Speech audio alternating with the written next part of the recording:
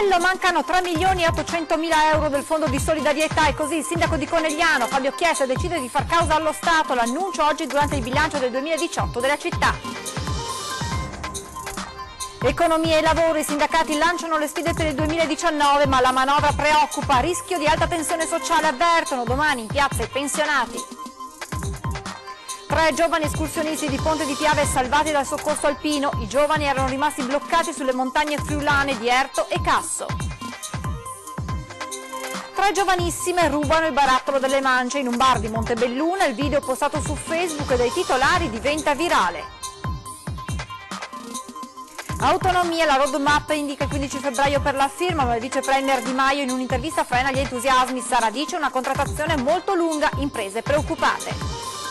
La morte di Carlo Maria Maggi a Venezia, dove scontava in casa l'ergastolo per Piazza della Loggia, le sue verità verranno a galla, ne è convinto Guido Lorenzon che per prima a Treviso denunciò l'ideologia della strategia della tensione. Viaggio tra i presepi della Marca, a Granigo di Cavaso del Tombo, i fedeli realizzano la natività dentro la chiesa dedicata a Santa Costanza. I titoli dell'edizione di Treviso dei telegiornali di Antenna 3, buonasera e ben ritrovati. Dunque in primo piano l'annuncio fatto oggi dal sindaco di Conegliano Fabio Chiesa durante il bilancio dell'anno che si sta concludendo per la sua città, dice tanti i tagli subiti da Roma, alla quale il primo cittadino è più che mai convinto di far causa. Sentiamo allora perché nel nostro servizio d'apertura.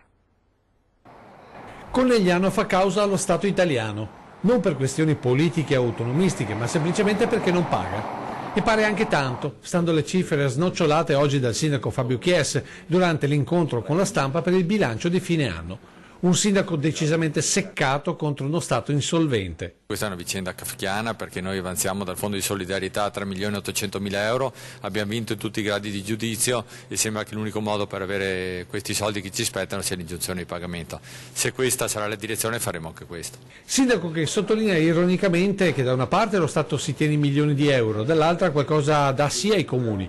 Ulteriori tagli al trasferimento delle tasse versate dai coneglianesi, al punto che per far fronte alle tante richieste non resta che fare affidamento al volontariato. Vedendo come vanno le risorse per gli enti locali ci rendiamo conto che veramente viviamo momenti di difficoltà, ma a fronte di questo c'è stato un grande impegno di tutta la comunità per sopperire a questo, per cui grandissimo volontariato, tantissime persone che si impegnano, insomma una città viva.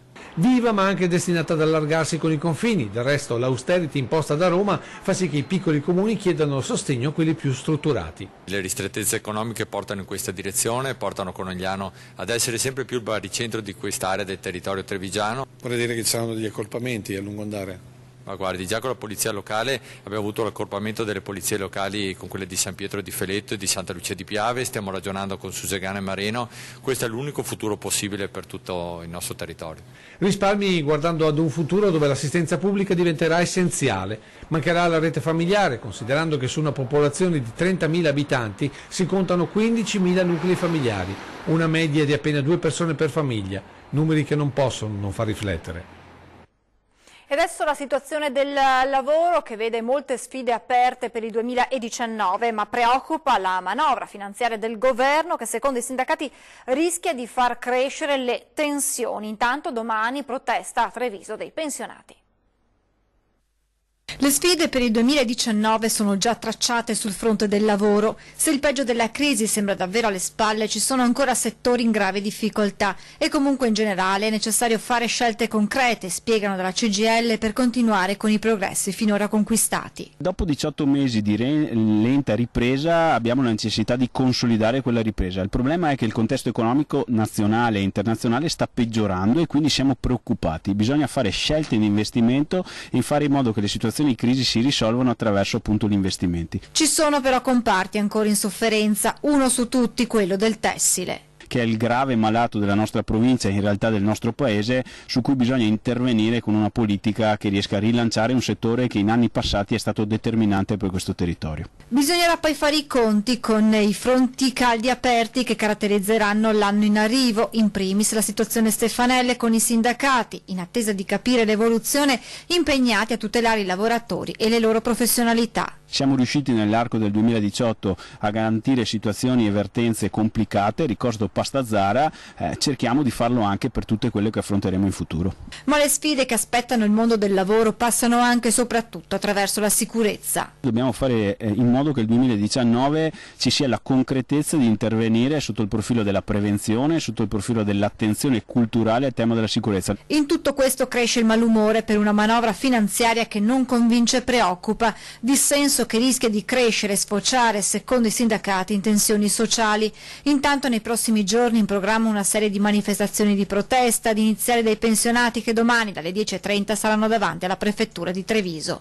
L'unica cosa certa è che per 67.000 pensionati trevigiani ci sarà un aumento minore di quanto stabilito dalla legge fatta nel 2017. Quindi queste persone ci rimetteranno nei 3 anni dai 250 euro ai 750 euro. Se toccano oggi ancora le pensioni vuol dire che continueranno a fare cassa su quei redditi che sono frutto di una vita di lavoro. Noi ci saremo, vi aspettiamo in tanti, abbiamo mandato anche 15.000 messaggi, speriamo che domani mattina, visto che non fa tanto freddo, la gente esca di casa e faccia vedere la propria incazzatura. Dobbiamo indignarci rispetto a queste questioni. E poi c'è la questione autonomia con il vice premier Di Maio che in un'intervista smorza gli entusiasmi, sarà, dice, una lunga contrattazione, parole che preoccupano le regioni che speravano in un'accelerazione dei tempi e preoccupano anche le categorie economiche.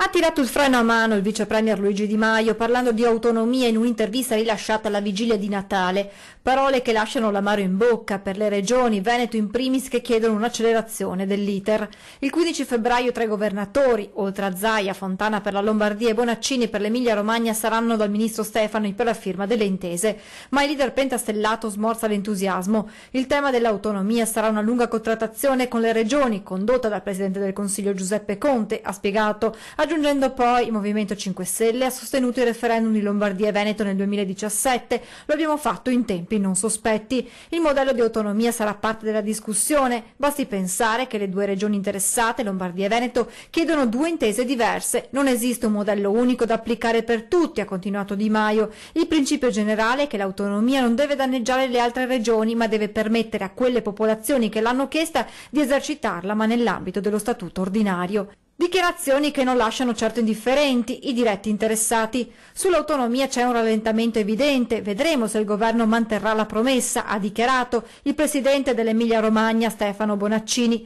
Preoccupazione arriva anche dalle categorie economiche. Se si allungano i tempi, ovviamente si allunga anche il tempo di attuazione dell'eventuale autonomia che dovrebbe essere concessa. Noi abbiamo bisogno che ci sia questa autonomia per liberare risorse nel territorio, per fare investimenti, in modo tale che l'economia veneta sia quell'economia che sta trainando questo paese assieme alla Lombardia e all'Emilia Romagna.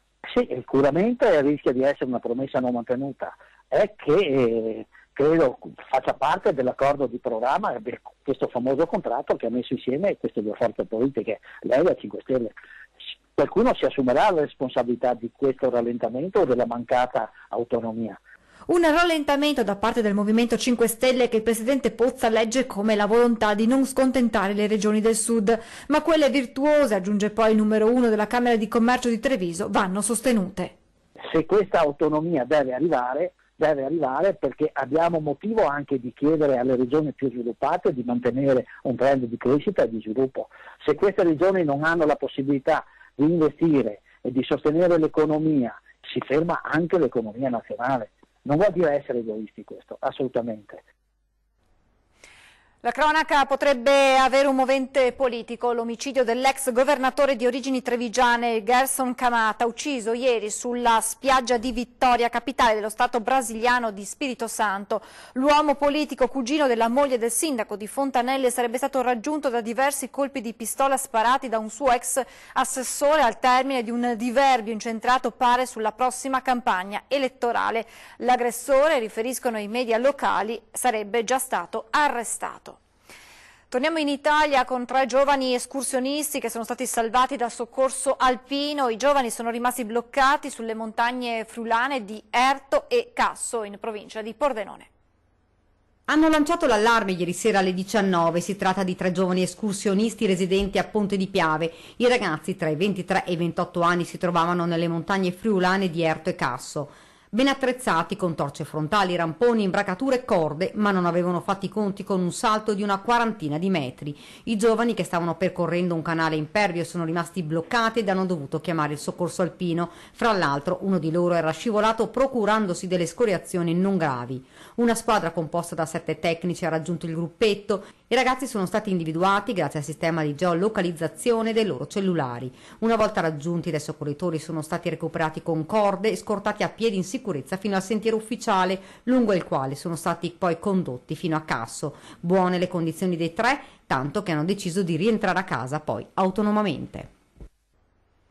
Sarà eseguita nei prossimi giorni l'autopsia sul corpo dello straniero rinvenuto senza vita sotto una pensilina del magazzino della stazione ferroviaria di Montebelluna. Intanto, ipotermia era la prima causa del decesso, ma il sindaco non crede, attaccando poi chi bolla la sua città come indifferente verso gli ultimi. È vergognoso che chi rappresenta delle istituzioni pubbliche cerchi di strumentalizzare una tragedia umana come questa a scopi politici. Bisogna proprio essere arrivati alla frutta anche oltre. Quando una tragedia di emarginazione diventa un'arma politica. Così pare essere diventato il caso del 36enne marocchino trovato morto la mattina dopo Natale su questa pensilina del magazzino materiali della stazione di Montebelluna. Un luogo, come si vede, frequentato dagli ultimi, dove il degrado e l'emarginazione hanno gli odori di questi vestiti abbandonati, annegati nel vino di questi cartoni. Qui il 36enne avrebbe cercato riparo dal freddo, o forse sarebbe approdato barcollante dopo diversi bicchieri del suo ultimo Natale. Un dubbio non marginale per capire se la macchina dell'assistenza abbia o meno funzionato per questo caso. È possibile che si muoia di freddo nel 2018? Intanto dobbiamo aspettare l'esito dell'autopsia, perché la persona aveva avuto un percorso personale piuttosto autodistruttivo, ma la risposta è evidentemente sì, ma non per colpa delle istituzioni, non per colpa del mondo cinico o baro, dell'indifferenza dei cittadini. Sindaco più che mai convinto delle sue affermazioni, confermate secondo Favero dall'intera vicenda. Questo è un immigrato irregolare che si muoveva da una città all'altra, ogni tanto si rifaceva vivo a Montebelluna. Una settimana fa è stato soccorso dalla polizia locale e dalla protezione civile. È stato trasportato al pronto soccorso della nostra città. Il giorno successivo questa persona si è allontanata, è andata a Treviso, è riapparsa il giorno di Natale. Dei cittadini sensibili si sono accorti che aveva delle difficoltà ed è stato ricoverato nuovamente presso il pronto soccorso di Montebelluna, luogo dal quale questa persona si è allontanata. Insomma, scelta personale, forse dettata dalla condizione di irregolarità che poteva concludersi con un rimpatrio coatto.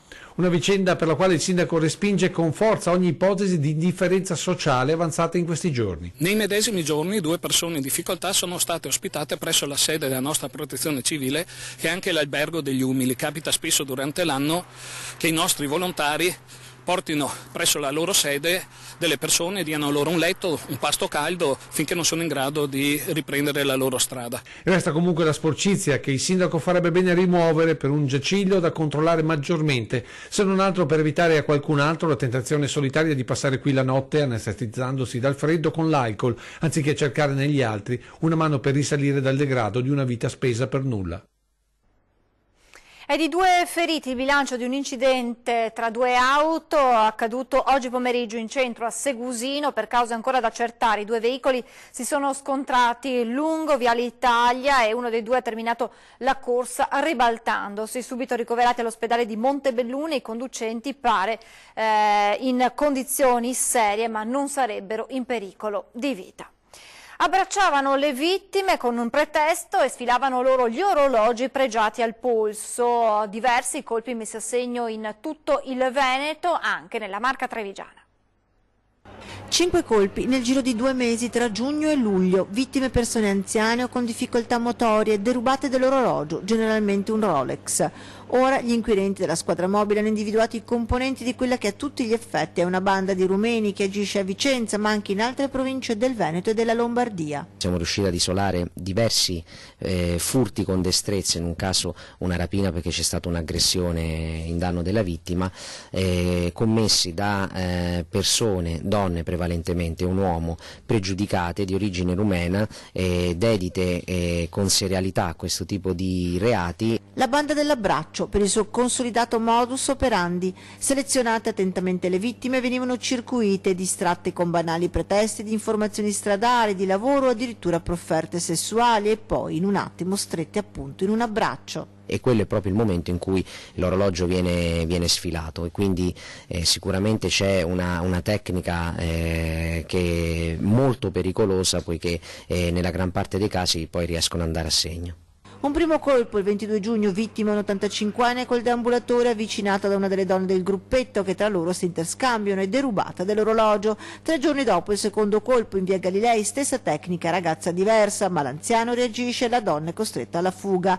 Il complice, un uomo, è poco lontano in auto. Poi la banda torna a colpire a raffica a luglio, il 1, l'8 e il 13. Tra i componenti, tutti con precedenti per reati contro il patrimonio, anche una vecchia conoscenza, Manuela Schianna, finita a febbraio agli arresti domiciliare per gli stessi reati, è scappata ad aprile. Chiuse le indagini per tutte le accuse sono di furto aggravato con destrezza e rapina impropria. Ora dovranno essere rintracciati e rinviati a giudizio. E adesso un video postato su Facebook che in un attimo è diventato virale. Nelle immagini si vedono 3 giovanissime, forse minorenni, mentre rubano le mance all'interno di un bar di Montebelluna. Eccolo il momento in cui le 3 ragazzine, forse minorenni, con un gesto fulmineo, prendono il barattolo delle mance per le dipendenti del bar. Le ladruncole non sanno però di essere state riprese dalle telecamere di videosorveglianza del locale. Pensano di averla fatta franca. Le giovani consumano delle bibite, poi pagano, la barista consegna loro delle monetine di resto e poi si allontana. Ed è proprio in quel momento che una delle 3 pensa bene di afferrare il barattolo e nasconderlo come nulla fosse dentro la giacca. Il furto è andato a buon fine, ma non del tutto, perché il video è finito dritto dritto su Facebook del locale, diventando virale. Immediate le polemiche, qualcuno si scaglia contro le ladre, altri invece contestano la pubblicazione del video, dove molto probabilmente le protagoniste sono proprio minorenni. La vicenda ovviamente è finita in mano ai carabinieri, che stanno indagando. Per le ladruncole i guai non sono di certo finiti. Ci fermiamo adesso per pochissimi istanti di pubblicità, restate con noi, a tra poco.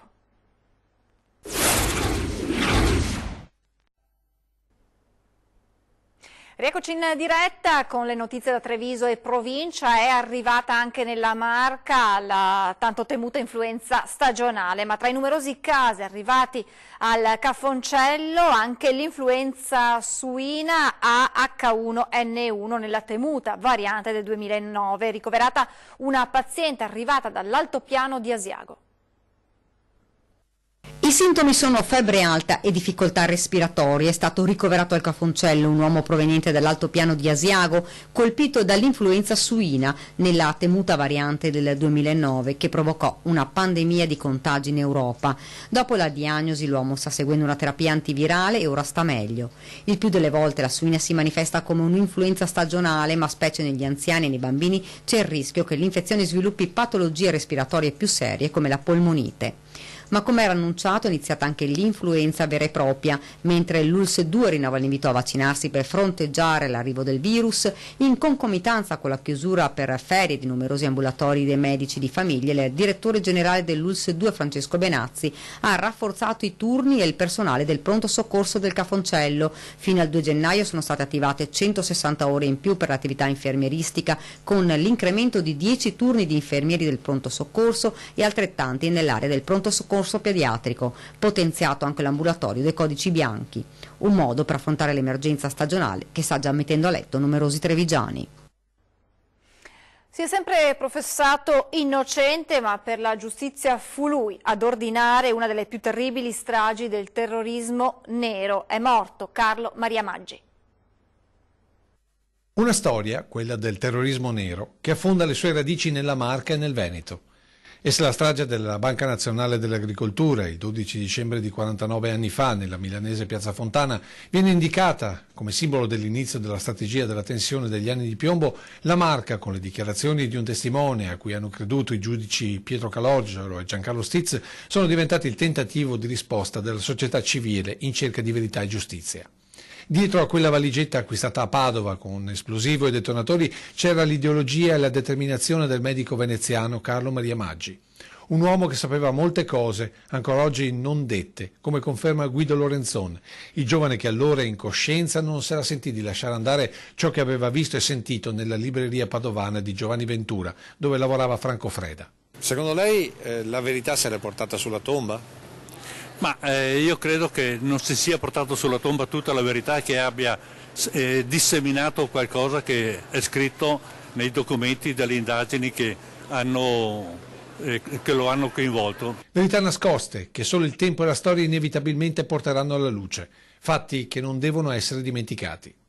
A noi di questo territorio periferico di fronte alle grandi storie dell'Italia ci ha insegnato questo, che da questo territorio sono partite le strategie della tensione, le trame nere, sono partiti anche pare degli esplosivi per le stragi di Piazza della Loggia e di Piazza Fontana, ma sempre da questo territorio, anche utilizzando la mia testimonianza, sono partite le indagini che hanno permesso di capire di che cosa si trattasse e di scoperchiare quel grande pentolone del terrorismo nero. Certo, è vero, sono passate 2 generazioni da allora e moltissimi giovani oggi non sanno niente di quello che è successo.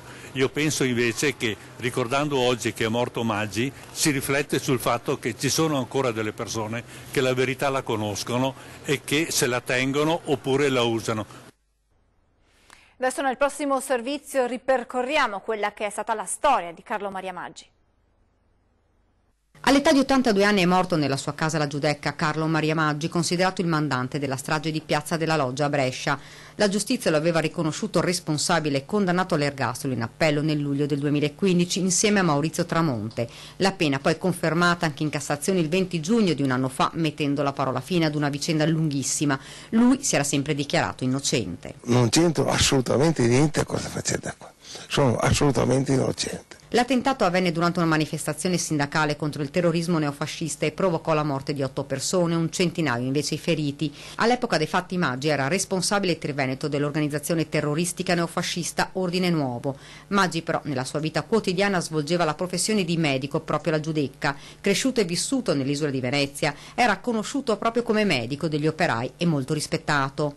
Maggi era un dottore laureato in medicina e ha esercitato la professione per più di 30 anni, ma nessuno, nemmeno quando è arrivata la notizia dell'ergastolo, sospettava che potesse aver avuto una doppia vita, soprattutto politica. Volto noto degli anni neri, era coinvolto in qualche modo in alcune delle stragi più gravi della storia italiana. Più volte Maggi era stato colpito da ordine di arresto, condannato a 12 anni di carcere per reato associativo nel processo per la strage di Peteano nel 1972. Nel 1988 invece aveva subito una condanna a 9 anni per la ricostituzione del partito fascista. Assolto con sentenza definitiva dopo una condanna in primo grado all'ergastolo per la strage di Piazza Fontana a Milano nel 69 e per quella alla questura di Milano nel 73, di cui era accusato di essere il mandante. Poi la Cassazione del 2014 aveva annullato la sentenza. L'indagine all'epoca era stata seguita dall'allora giudice Felice Cassone. Nel successivo processo d'appello Maggi fu condannato all'ergastolo. La sentenza fu confermata definitivamente in Cassazione il 20 giugno 2017. In precarie condizioni di salute per una neuropatia congenita, negli ultimi decenni era costretto alla sedia a rotelle e per questo gli erano stati concessi gli arresti domiciliari. Le sue condizioni di salute erano però peggiorate negli ultimi giorni. Voltiamo pagina, siamo alla nostra rubrica dedicata ai presepi. Andiamo a Granigo di Cavaso del Tomba, dove i fedeli hanno realizzato la natività all'interno della chiesa dedicata a Santa Costanza.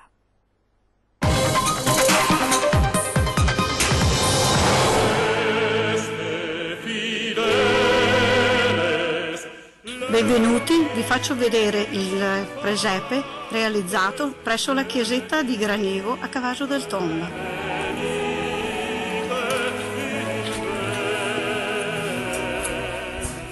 Questa è la chiesetta di Santa Costanza, che è stata eretta dopo il terremoto del 25 febbraio del 1615, che è dedicata a Santa Costanza, protettrice dei terremoti. Abbiamo pensato con un gruppo di amici di fare il presepe dentro nella chiesetta. Ci è venuta un'idea buttata là una domenica pomeriggio, siamo andati nel bosco, abbiamo cominciato a raccogliere piante, radici, rami, tutto ciò che ci poteva servire e man mano che siamo andati avanti nella costruzione abbiamo aggiunto tutti i materiali presenti nella nostra zona, tra i sassi, il muschio, i sassi nostri classici rossi della nostra zona, il pungitopo e i rami d'olivo. Questo è nato il nostro presepio. Venite tutti, la chiesetta possibilmente sarà aperta perché possiate vederlo. Durante la settimana è aperta solo una finestra in modo che chi passa per la strada, che viene a camminare o vuole vederlo, lo può vedere attraverso la finestra, altrimenti chiederete le chiavi ai vicini, vi apriranno, ve lo faranno vedere dall'interno.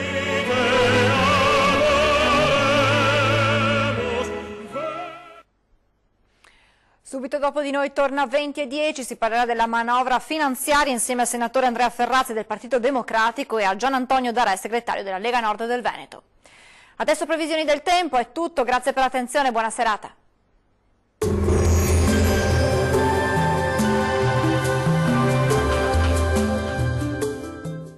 Tonus Laboratorio del Piede, centro altamente specializzato nella costruzione di plantari su misura, dedica nuove tecnologie di rilevazione dei carichi posturali per dare voce alla filosofia di benessere che lo caratterizza.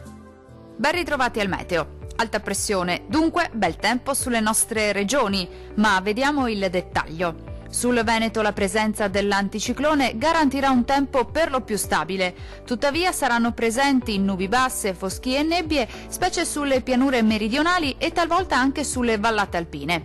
Più sole altrove con cielo al massimo poco nuvoloso.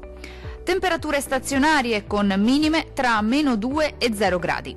Valori massimi oscillanti invece tra 5 e 6 gradi. Vediamo ora che tempo farà sul Friuli Venezia Giulia. Poche novità, la situazione non cambia di molto, anche sulla nostra regione infatti saranno possibili delle foschie o delle nebbie al mattino sulle vallate alpine, cielo a tratti coperto invece sui settori costieri, più soleggiato invece a partire dal pomeriggio. Temperature immutate con minime tra -1 e 2 gradi, valori massimi compresi invece tra 6 e 9 gradi circa. Vediamo infine la situazione meteorologica del Trentino Alto Adige. Bel tempo ovunque con ampio soleggiamento su tutte le province. Il cielo infatti si presenterà poco o parzialmente nuvoloso su tutti i settori della nostra regione, salvo per qualche addensamento innocuo sulle aree meridionali. Temperature minime tra 2 e 4 gradi, massime invece intorno ai 12 gradi circa. Dal meteo di Antenna 3 per ora è tutto. Arrivederci al prossimo aggiornamento.